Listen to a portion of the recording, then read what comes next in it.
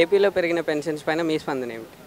ఏం స్పందన అంటే అండి, పెన్షన్స్ ఇది అసలు ప్రవేశపెట్టినప్పటి నుంచి చంద్రబాబు నాయుడు గారే అంచెలంచెలుగా పెంచుకుంటూ వచ్చారు. ఆయన కంటిన్యూ అయ్యి ఉంటే ఈ యొక్క నెక్స్ట్ టైం కూడా కంటిన్యూ అయితే ఆయన డెఫినెట్గా పెంచేవారు. ఇప్పుడు మన జగన్ ప్రభుత్వంలో వాళ్ళు పెంచారు, కానీ ఈ ప్రభుత్వం వచ్చిన తర్వాత ఒకేసారి 1000 రూపాయలు పెంచి ఈ యొక్క పెన్షనర్స్లో మంచి అభిప్రాయం తీసుకొచ్చారు. చంద్రబాబు పరిపాలన చాలా బాగుంటుంది, చంద్రబాబు పరిపాలనలోనే ఈ యొక్క పెన్షన్ బాగా ఇచ్చేవారు అనే ఒక రకమైన రూమర్ బయటకు వచ్చింది. సాటిస్ఫై అవుతున్నారు ప్రతి ఒక్కరు. ఎలాగండి, అందరికీ ఇంటింటికి ఇవ్వడం కాదు. ఇప్పుడు ఎలాగంటే అండి, మామూలుగా లేవలేని వాళ్ళు కూర్చొని రోగుష్టి వాళ్ళకి ఇంటికి పట్టుకెళ్ళమన్నది సమంజసం. ఇప్పుడు వెళ్ళగల అవకాశం ఉన్న వాళ్ళు సచివాలయానికి వెళ్ళి తీసుకోవడం కూడా మంచిది. అలా కాకుండా కూడా సచివాలయ సిబ్బందిని కూడా ఇంటికి పంపించే డిస్ట్రిబ్యూషన్ చాలా మంచిది.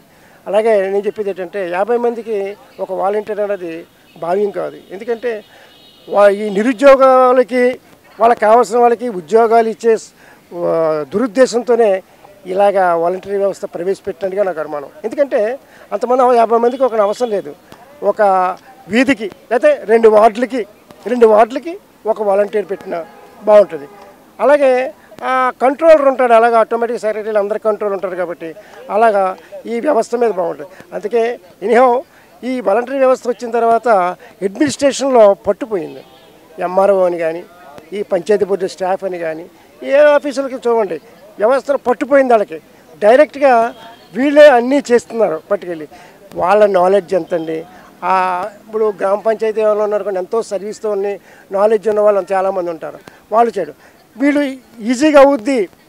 ఈ యొక్క కష్టం మన ప్రజల దగ్గర నుంచి వీళ్ళు వాలంటీర్స్ తీసుకుని కేసులు ఏమైనా ఉంటే ఈ సమస్యలు సత్వరం పరిష్కరిస్తారు అని ఆయన ఉద్దేశం.